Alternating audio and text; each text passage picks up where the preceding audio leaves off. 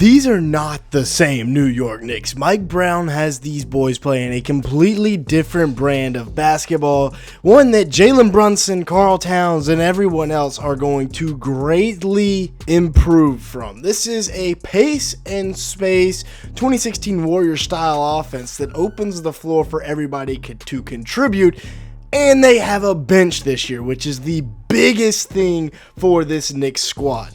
And this really is a different squad. I mean, Brunson's still the same. He's still an all-world point guard, right? Last night, sure, he only had 6 points, only had 4 assists, 2 of 8 shooting from the field.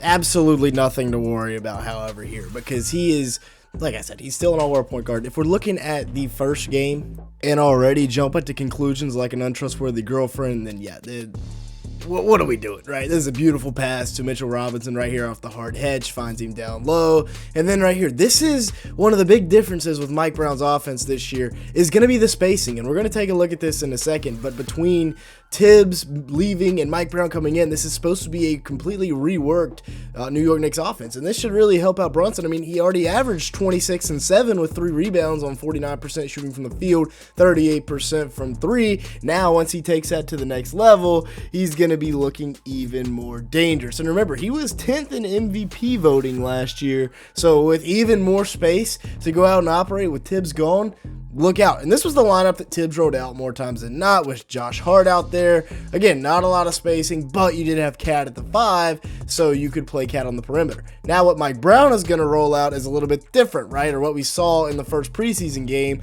with Josh Hart still starting, no OG Anunoby, and Mitchell Robinson at the 5. But that could signal that we could see a lot more Mitchell Robinson and Karl Anthony Towns lineups with OG thrown in at the 2, in which case it would give Jalen Brunson even more space. Like right here, look at that. We got 4 around 1, a true 4 around 1 with Mitchell Robinson sitting right there. If the big steps up, it's an automatic lob. If not, then Jalen Brunson gets to his in-between game where he is maybe the best in the league at that in-between floater.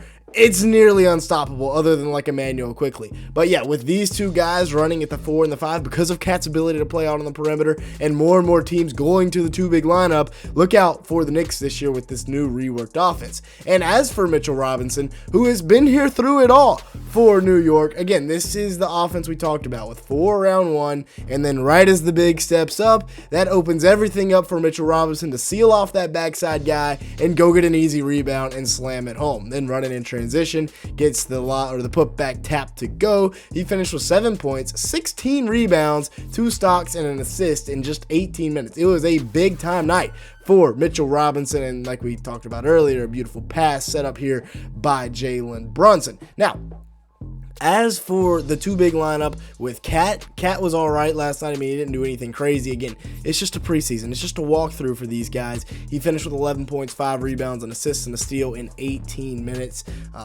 And this is what could really be fun is, you know, it went a little crazy here, but this 2-man game with Robinson and Cat. Watch Cat drive. Andre Drummond slides over. So now you've got Robinson rolling right to the rim. He just didn't catch it, which is unfortunate. Very stereotypical big man there with block hands, but it's very intriguing what they can do with those 2 bigs. As for Mikal Bridges, he had a solid night. He actually took the most shots last night for the Knicks, finished with 10 points and 4 rebounds on 4 of 10 shooting from the field, 2 of 5 from beyond the arc. So decent efficiency there. Nothing to write home about, but not bad by any means. Sliding to the corner here, knocking down the 3 ball. And between these 4 guys, you've got somebody that can go for 20, 30 easily on any given night, and you've got 4 different guys that can do it. Now, let's take a look at the bench, and this is the biggest difference between this year and last year. The new New York Knicks, if you will. This was their bench last year. They had 4 guys, didn't really have a wing coming off the bench whatsoever, so they go out, they get Yabusele.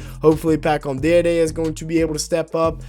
You bring back Shamet as well as bringing in Garrison Matthews, but then you got Brogdon and Clarkson. We talked about Shamet, talked about Garrison Matthews, who we'll look into here in a second. He had a big game last night, but Deuce McBride, this man was playing like a 6'2 KD, right? I mean, look at this. Tween, hezzy pull.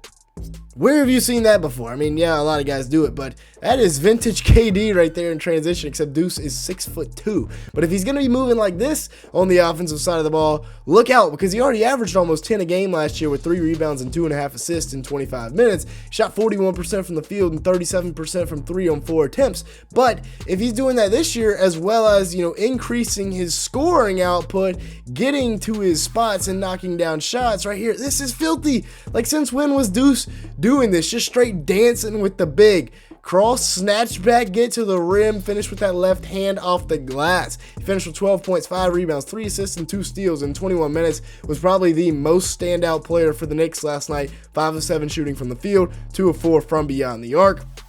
I mean, he looked really good. Getting into his step back fadeaway game as well. And if Deuce is doing that and you've brought in Jordan Clarkson, then look out. And once again, this is a benefit of that Mike Brown offense where everybody's spread out. I mean, you're starting your offense at half court. That's how spread out this is. And as the big comes up to set the screen, watch the other big come with him. Now it's a 3-on-3 for Jordan Clarkson. It becomes much easier for him, right?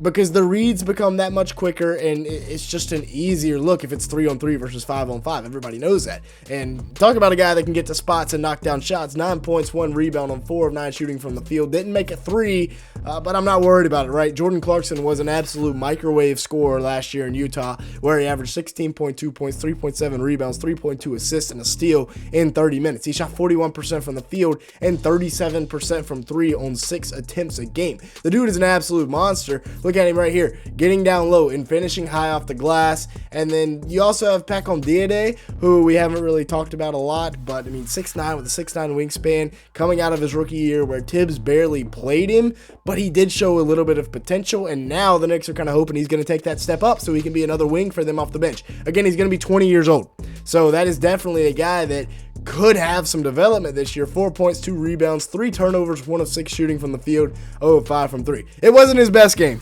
last night, but again, we're not going to overreact to the opening preseason game, although this does carry a little bit more weight than a guy like Jalen Brunson. They have Shamet, who we talked about. Brogdon is also here. Love the addition of Brogdon. It was a late addition, but I love the addition where they bring in him. He averaged about 13.2 points a game, 3.7 rebounds, 4.1 assists, shot 43% from the field and 29% from 3 on 2 attempts.